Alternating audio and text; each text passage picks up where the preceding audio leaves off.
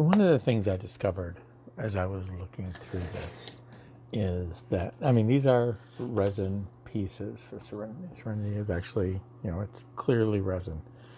But as you look at it, you can see that the masters must have been formed up from printed parts.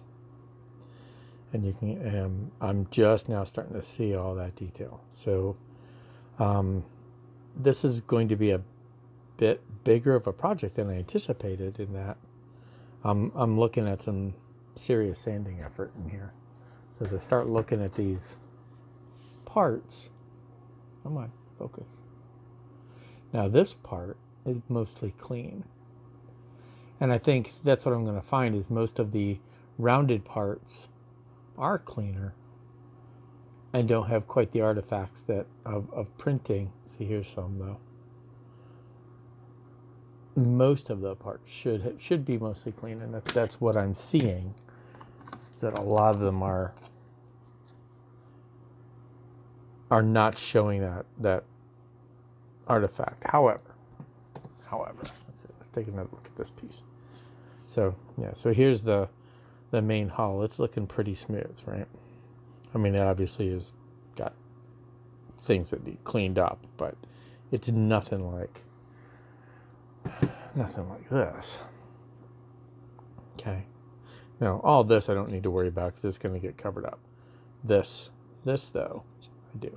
But with that said, what I did find out is the shuttles are really bad. The shuttles have got this texture you can really see in the front, and I started to paint them up, and I didn't think it looked bad until I started painting it, and then it really showed up. So this is with the first wave of heavy sanding and then another shot of primer to kind of find it. Now I was able to get this smoothed out and get most of the surface area here smoothed out, but that upper fin is terrible, right? I mean, that's really bad. And the problem with that is it's also extremely fragile, as you can see. So, I'm getting in here with a sanding stick and doing the best I can. And you can see that there's places here that I missed. I'm going to have to go back and do it. But I'm going to end up having to try. And I started to use liquid green stuff, and then I remembered how much I hated this stuff. So what I'm going to try to use is Vallejo's plastic putty to smooth that out, and then hopefully I can sand that down, and whatever detail is I'm missing on that fin, I can go back and put in, and hopefully the same thing here is I can lay that in thin enough to cover the artifacts down there without losing the detail on the surface here. So anyway, and you can see like one of the fins broke already, has broken, and that was that way when I got it. But this is one of the things that we're working through, as I mentioned before.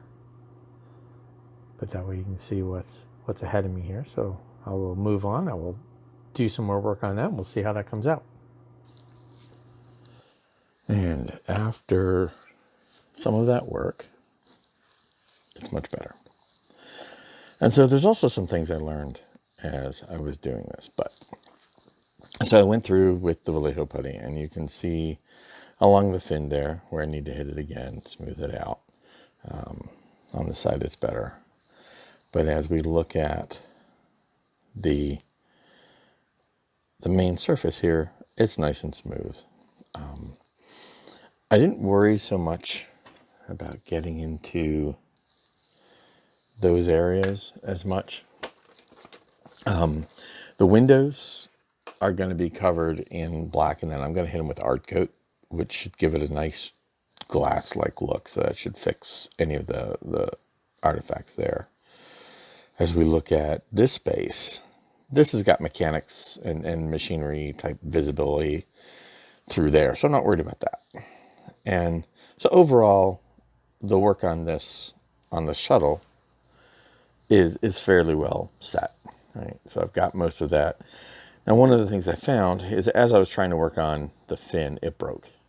So it's entirely possible that I will just cut this off and make a new one out of Sintra. I've got like a big piece of 1mm Sintra that I can just make a plate and do that. I may also replace this wing the same way, unless I tuck this in this way, in which case I don't have to. But for the most part, I find that the sanding of this is working. Now, what I found out was that I was making life hard for myself, and I really didn't need to. If you've worked with 3D printed models, so here's a 3D printed model, you really don't see much of the artifacts on this one as much, but the actual printed stuff is harder to sand down and make smooth. But in this case, the masters were printed, and then these are resin copies. So the actual pieces I have in my hand are resin. And so I tried to do so. So I tried actually just sanding the piece, and I found that it works just as well. So I didn't need to go through all the grief of filling it and sanding down the filler, when all I really needed to do was take my sanding stick and just hit it. And I didn't even have to hit it hard. And in reality, I like it. So right there, there's a good bit of surface detail. So just a little bit of, just this little tiny bit of scrubbing, and then the artifacts are gone. So all of that filling with liquid green stuff and Vallejo putty was totally unnecessary and not needed, when all I need to do is just pull out my sanding stick and sand.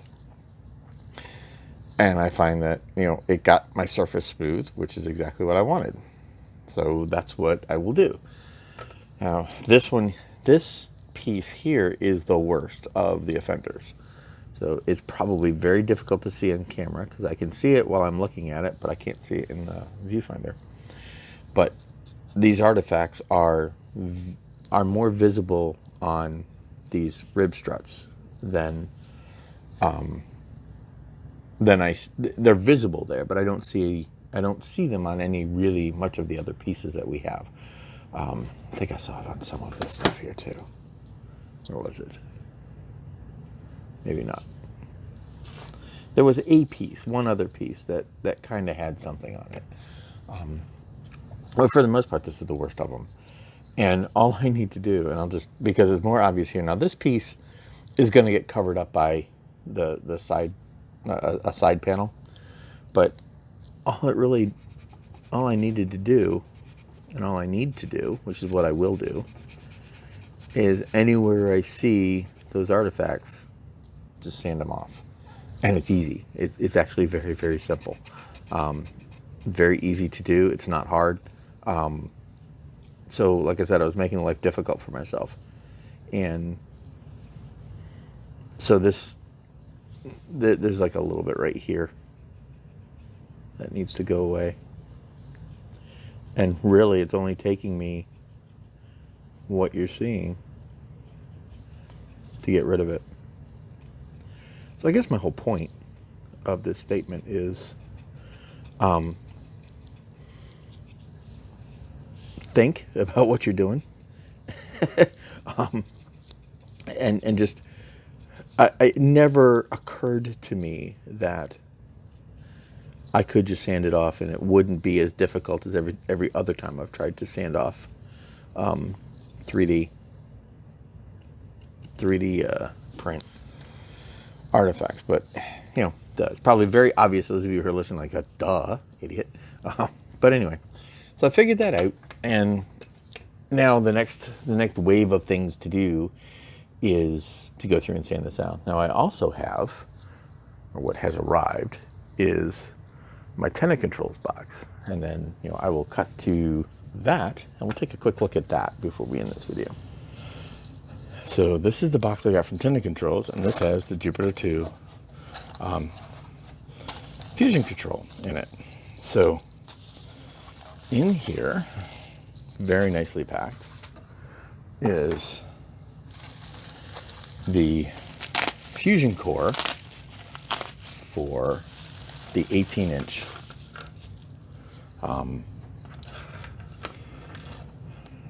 Jupiter 2. Now, I intentionally wanted this because of how I want to wire up the ring.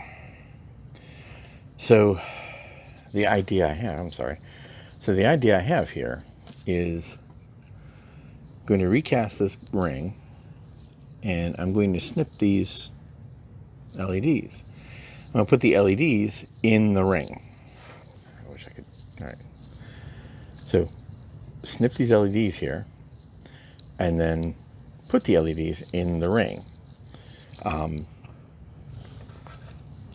There isn't room in the rear here for me to just mount that like that, which is why I didn't go with the 18-inch and just drop it in, because it would still be bigger than this ring is.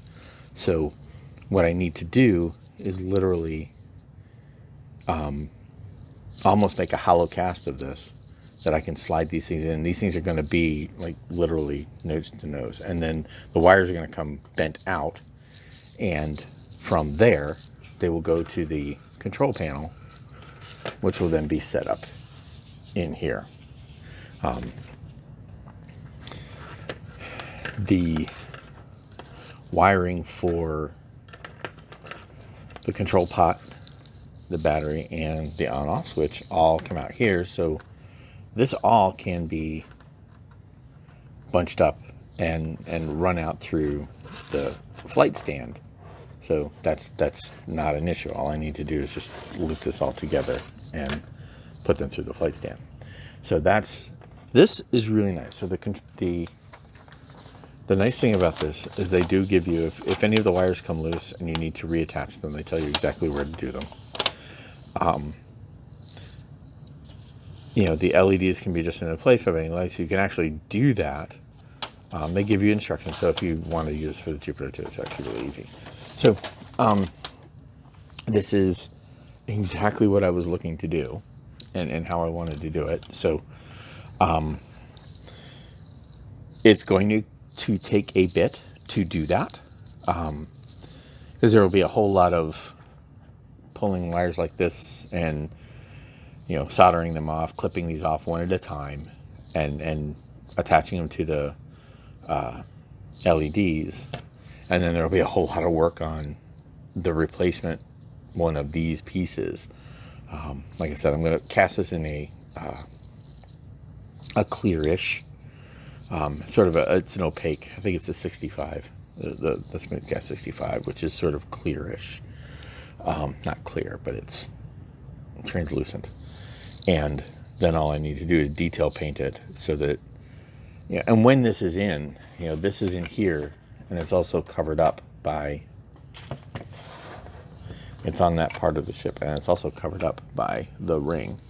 So the detail actually on the ring only shows in very few places, right? So like here, it'll be there, but if you look at that, that's covered up mostly. I'm gonna go ahead and there we go. So if you look at that, so it's mostly covered up. You can see it there around the outside, but right there is where you see the majority of the detail. So as long as that ring is close to what I need, it'll give me what I need. So this is going to be a little bit creative. So I need to do the math on all of these to make sure they will fit in that small of an area, but I'm pretty sure they will. They'll just be snug, and I may have to sand down the edges of them. I also have 1.8 millimeter LEDs. And if I need to, I can check to make sure that the resistance is the same as these, and I can test those in there. So I could also put smaller ones in here to, if I really needed to. But so that's going to be creative work. That's going to be some some of the steps that need to be experimented with. That's the word I was looking for. But anyway, this is really nice. I love the way it comes together. It does have a potentiometer so that you can change the rotational speed. You do have, it takes a 9-volt battery, and you have an on-off switch. And the nice thing about, like I said, about all of these is I could run this cabling down through the flight stand into the base, and then I can put the controls there so that the control of rotation of the wheel, and I can also tap off the main switch to turn on the main lights for the rear of the engine, and the cockpit and the other things. So that'll be helpful. I just need to figure out how I'm going to run it and figure out the details of the mechanical part. So with that, that's where I am so far on the Serenity. I'm going to do some more work, do some more planning. There's going to the next thing that's going to obviously have to happen is there will be a remake of that part, and then figure out how I'm going to do the cockpit, which will mean doing some work on that. And then quite probably a whole bunch of hollowing out, both of that part and the cargo bay, simply to hold all of the electronics. This is not a small piece, but it's also not hard to do. It's fairly straightforward. Anyway, that's where we are so far. I hope this is an entertaining little journey here for you. And with that, I will move on and do some more work on this. I'll come back to it later. With that, I'll say thank you for watching and happy modeling.